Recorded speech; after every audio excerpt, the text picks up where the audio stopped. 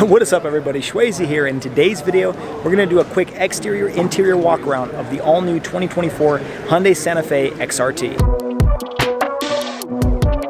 Hey everyone, before we dive into today's video, I want to tell you about Octane Coffee Company. It is the car-themed coffee company with a variety of different roasts paired with iconic names. You've got Big Block, Race Gas, The Goat. It's perfect for early morning cars and coffee or cruises down the canyon. It is the coffee for all car enthusiasts. Pick up your bag at octanecoffeecompany.com, link is down below, and get 10% off your first order using promo code OCTANE10. Now back to the video. So the XRT was just announced a couple hours ago, and I wanted to give you a little walk around of the exterior. Now overall, the updated Santa Fe was just announced a couple months ago, and it's a little bit of a striking design. Definitely looks totally different than the outgoing Santa Fe. Starting off with the front end, you got these H-design LED daytime running lights, and they're very distinctive, looks totally different than every other vehicle on the road.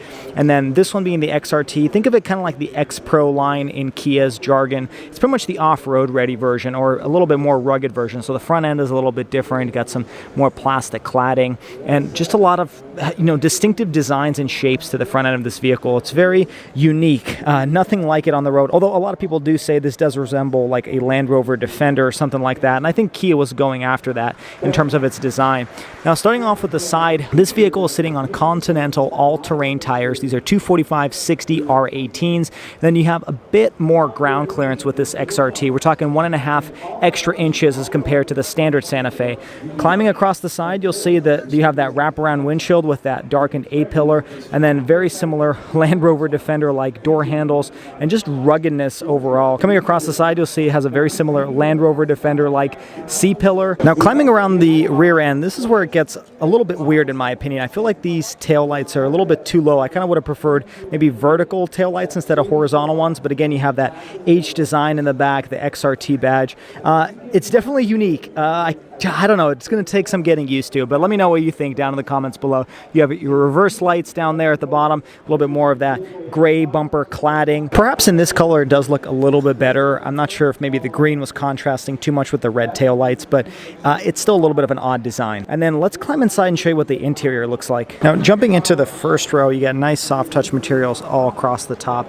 Interesting trim piece over here, and then over here as well. I wish it was maybe wood or some sort of other material. It's kind of like this dark plastic. Doesn't look as good as some of other stuff I've seen from Kia and Hyundai. You got your door switches over here with your windows, and then your aluminum door handle. And down here you have a little compartment for your cup holder and a speaker grill for your Bose audio system. Then taking a look at the seats, nice perforated leather. You got a little bit more of those H designs, which look kind of interesting. And then climbing inside, you'll see the interior looks very similar to other Hyundai Kia products. You've got dual 12.3-inch touchscreens. Now I don't have any power to this particular vehicle, so I can't actually show you the software, but it's going to be typical Hyundai stuff. I will say this steering wheel looks very similar to the Land Rover Defender I reviewed. On the left hand side are your controls for your cruise control, and on the right hand side is how you will control this large gauge cluster display. Now to the left of the steering wheel, you got your buttons to open up your lift gate along with your electronic parking brake. And then up top over here, not only do you have a head-up display, but you've also got soft touch materials all across the top. Feels really good with some contrast stitching. On the passenger side, you got this little compartment over here where you can store something pretty skinny, because there's really not that much space over there. But then I do like this trim piece. Again, I wish it was maybe a different material like aluminum or maybe some wood. And then over here you've got your start stop button, your air vents. And then down here you have another compartment, which is kind of odd. You could probably stick a laptop in there.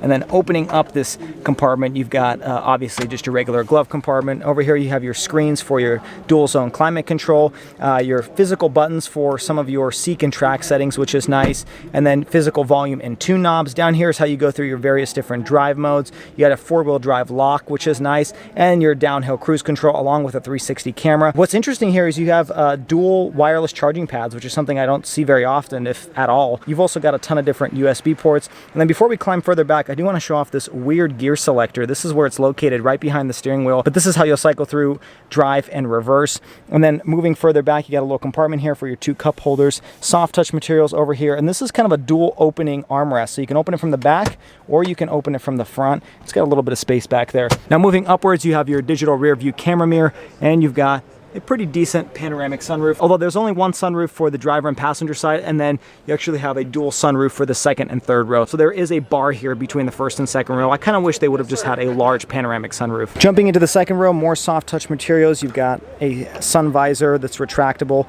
and then you've got buttons over here to activate your heated seats for the second row. You got 2 cup holders, another compartment down there, and your speaker grill. And then taking a look at these captain's chair seats, they look really nice. Again, a little bit more of those H logos with some perforated leather. And then if this vehicle had power, I'd be able to show you what the third row looks like, but there's just no accessory power unit on, but not a bad amount of space. Of course, this one being a boxy SUV, you're gonna have pretty decent headroom back there. Now you've got a pretty innovative little storage compartment over here, probably for like a trash bag or just for hiding little things here and there, and your air vents are located on the B-pillar.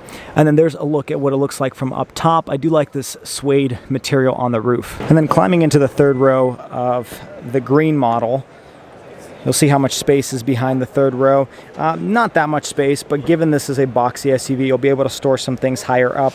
Underneath the trunk floor, you have a pretty small storage compartment along with your jack.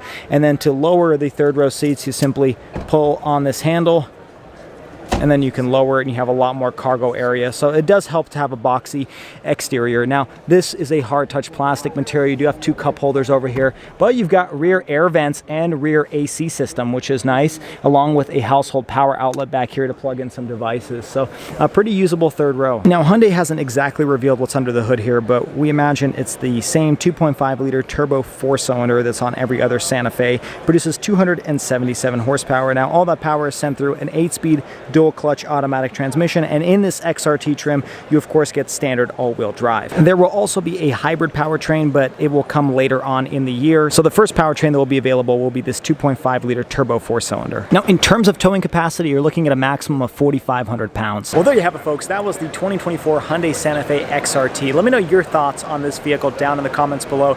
Definitely has a more rugged styling than the prior generation Santa Fe. I still just can't get used to that rear end, but I'm curious to know what you think. If this is your first time stopping by, make sure you hit that subscribe button so you can check out all of the weekly videos. Also, check me out on all the social media at Shwazy_. Until next time, everybody, I hope you stay Shwazy, stay healthy, have a wonderful day.